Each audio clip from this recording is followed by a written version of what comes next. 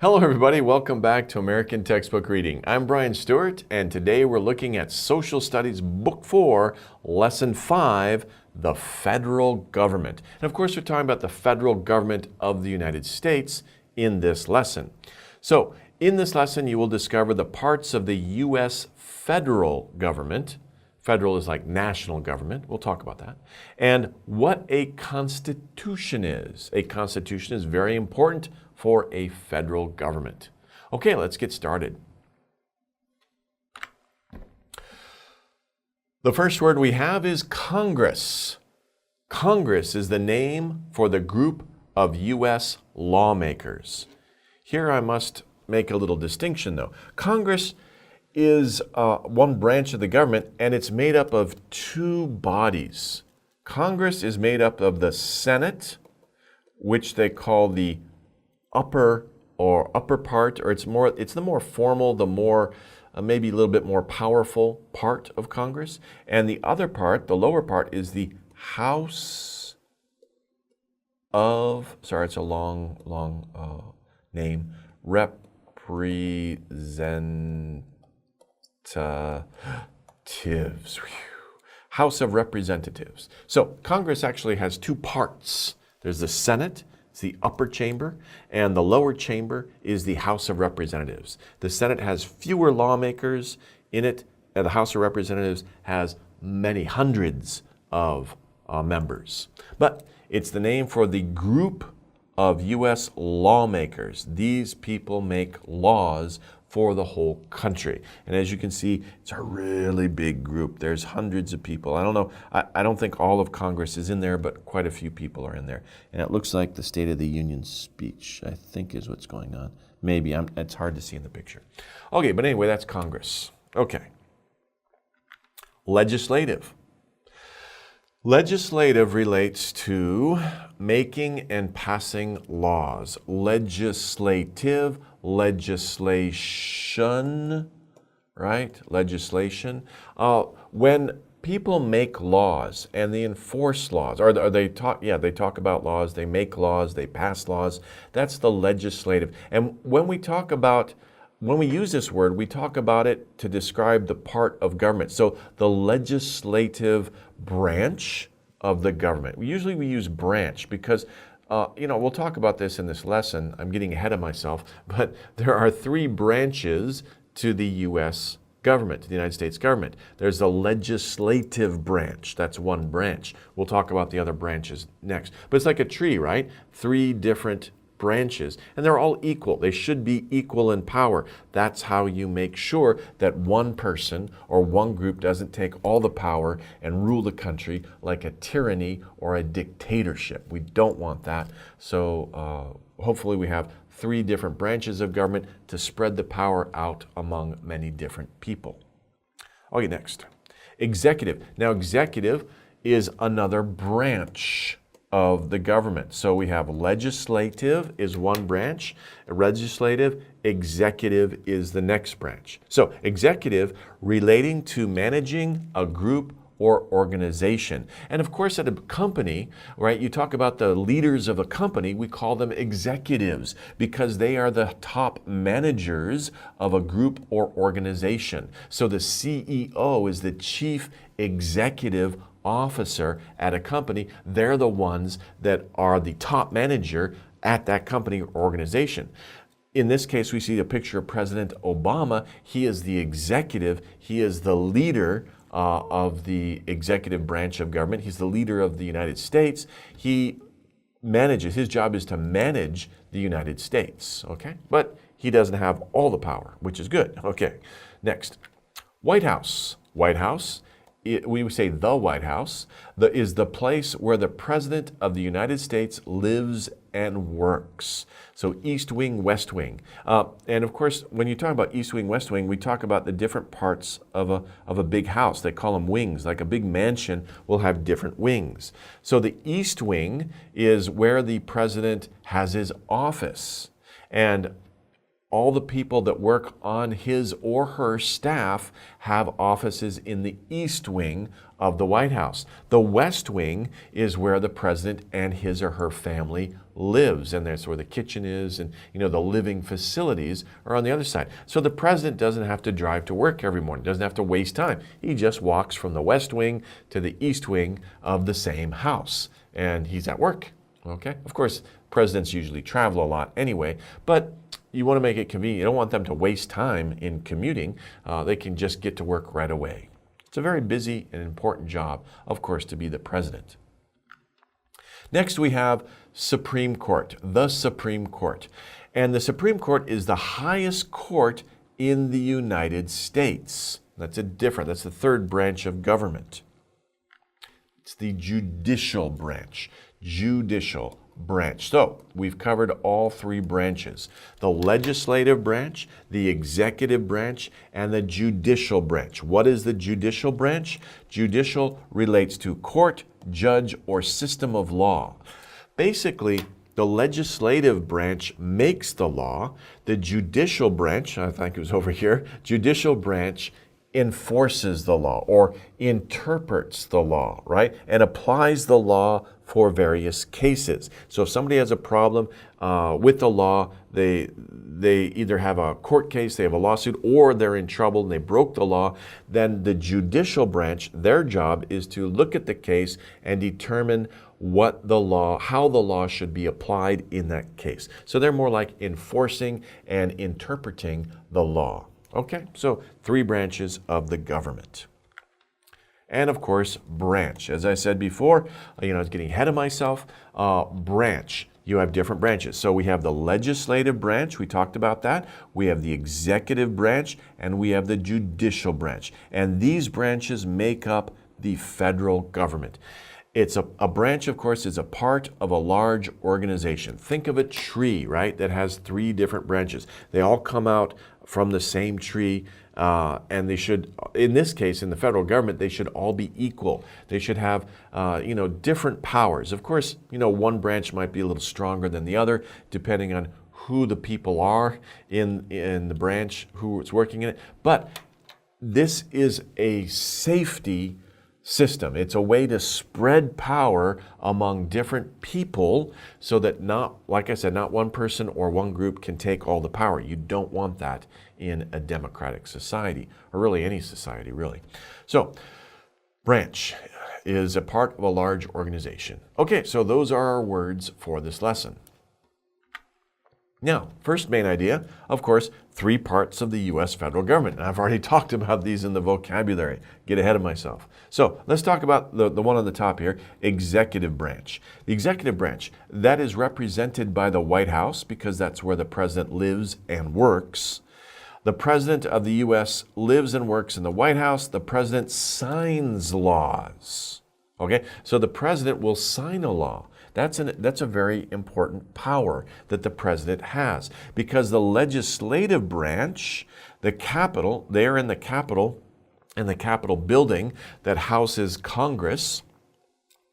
The lawmakers in Congress, they make the laws. They work in the Capitol. And by the way, the Capitol building is a very famous white domed building. It's in Washington, D.C. It's near the White House. But that's where all the lawmakers meet. Of course, it's a very large building because you have hundreds of people working there. They make the law. And then they send the law to the president. The president will sign it. Now, sometimes this president doesn't sign it. In that case, the president will veto. That means he doesn't sign the bill. And if he doesn't sign the bill will not be passed. Of course, the legislative branch can overrule if they have enough votes. They can overrule the president. They can get the bill passed without him or her. But usually they don't have that type of majority, and it's very important the president can veto or sign the bill into law. Of course, the president will instruct Congress or try to get Congress to make laws so that he can sign them into law. So it's, they're sharing the power that way. Now, after the law is made, the law is passed, and it's the law of the land, it falls to the judicial branch to enforce that law and to tell us if the law is fair. the body that does that is the Supreme Court. Now, of course, it's not just one judge. In America, there are 9 judges. Again, this is very important. This is a very important part in the government. We don't want to leave it to just one individual. It should be 9. Why 9? Because if you have 8, you could have 4 voting for and 4 voting against, and that's a tie. But if you have 9 people, you can't have a tie. So this is a good system to make sure that, if a law is very controversial and some people support it and some people oppose it, you still have a clear majority, 5-4, right? So you'll never have the situation where it's 4-4 and then, that's a big mess. How do we resolve that situation? No, we can never have that situation. It's either 5, it's always 5-4, or, it could be unanimous. All of them decide the same way. But anyway, that's why there are 9 judges in the Supreme Court. They tell us if the laws are fair. And that's an important point. If Congress makes a law and the president signs it, it becomes law, but the judicial branch might look at that law and say, no, that law is not fair. It's unconstitutional, and they will strike it down, and that law will be gone. So this is the way that the 3 branches of government share power. Okay. The second idea is that the government is divided into 3 parts because of the Constitution. Remember, I just mentioned the Constitution when the Supreme Court decides a law is unconstitutional. So what is a constitution? The Constitution is the plan for a democratic government. The Constitution, and it's very famous, the We the People starts off the United States Constitution. Actually, the United States was the first country to make a constitution and to become a democracy. They broke with the old European model of kings and queens and things like that. So they created the first democratic government. They had the first model of a constitution. And basically, a constitution in a democratic country, it tells how the government is organized. What are the branches of government? Not every country might have 3 branches. They don't have to follow the same. Most countries do follow that same model, but they don't have to. A country could make a constitution with only 2 branches of government. So a constitution is just basically a plan. It tells the country how the government is set up and how it should be run. And the Constitution also contains basic rights that apply to all citizens of that country. And those laws cannot be, you can't make a law that contradicts the laws in the Constitution. You can change the Constitution, and the U.S. Constitution has been changed several times. We call those amendments. I don't want to get too much into this, but anyway, the Supreme Court will look at a law and say, does it agree with the Constitution? If it doesn't, they'll say that law is unconstitutional and strike that law down. So, but the Constitution also divides the 3 parts of the government in the U.S. Constitution. Okay. So that's actually a much bigger lesson we could get into here. But anyway, that's just a basic overview of the U.S. federal government. Oh, by the way, federal government. Federal means for the whole nation. Okay? The United States is also, of course, divided into different states. And each state, we talked about that in a previous lesson, we talked about local government. Each state has its own government. And then each county has their own government. And cities might have their own government. But all of these governments must agree with the federal government. They cannot pass laws that disagree with federal laws. Of course, they have the right and the responsibility to manage laws in their small area, but these laws cannot contradict the federal government laws which are outlined in the Constitution. So that's the difference between federal government and local government, state, county, and city government. So we're talking about the national government when we talk about the federal government. Okay. Let's do the reading. Now, when I read, please repeat after me. Practice pronunciation. Also, focus on the words from the vocabulary. You guys ready? Here we go. The government of the United States works for all its citizens. The federal government is made up of 3 different parts because the U.S. Constitution describes a government in 3 branches. The three branches are legislative, executive, and judicial. Congress, as a part of the legislative branch, has an important role to play in making society's laws.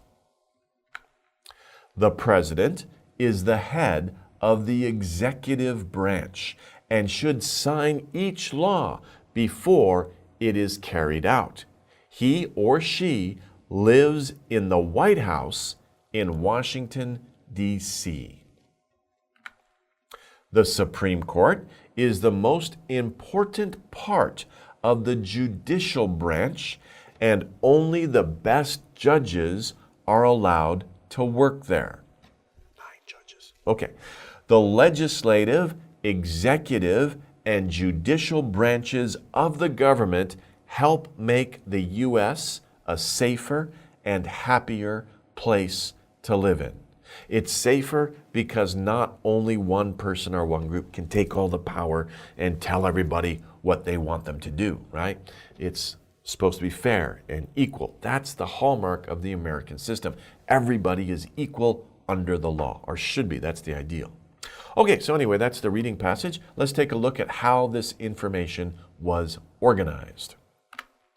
Here we have classify. This is a perfect example or a perfect type of subject to use classify because we have 3 branches of the government. We can classify each branch and then describe each branch, what they do and what they're composed of. So first, again, we talked about the legislative branch. That's the first classification or first grouping, the legislative branch. Beep makes the society's laws. So what is the legislative branch? Remember I talked about it? It's the body, we call it Congress. So Congress. Oops, 2 S's on Congress. Congress makes the society's laws. They are the group of people, hundreds of people, representatives from all the states in the United States, 50 states, so that's a lot of people, okay? You have many representatives from each state, either in the House of Representatives or in the Senate. Oh, by the way, I don't want to get too much, but each state has 2 senators, right? And then the states may have many representatives. So, but there's only 2 senators from each state. Okay, good. Executive branch is the next classification. The president is the head of it. The president should beep each law. What do we talk about? Right? Congress makes the law. They send the law, or the bill. It's not a law yet. It's a bill. They send it to the president, and the president signs it. It becomes law. I just said it. Should sign each law. If he doesn't sign it, it doesn't become law. It goes back to Congress, and they have to get a lot of votes, a huge majority of votes, to overrule the president. Otherwise, it doesn't become a law. Judicial branch. What beep is the most important part of it? The beep is the most important part of the judicial branch. Remember, there are 9 judges on it. It is the Supreme Court. The Supreme. Supreme means top, the best, the best, just the best. The Supreme Court. Okay, so it's the best court in the land. And it's interesting because we say the Supreme Court, it's the top court. It's the best court in the land. There are other courts. There are district courts, right? The federal district court. There are state courts. There are local courts. There's many different levels of courts.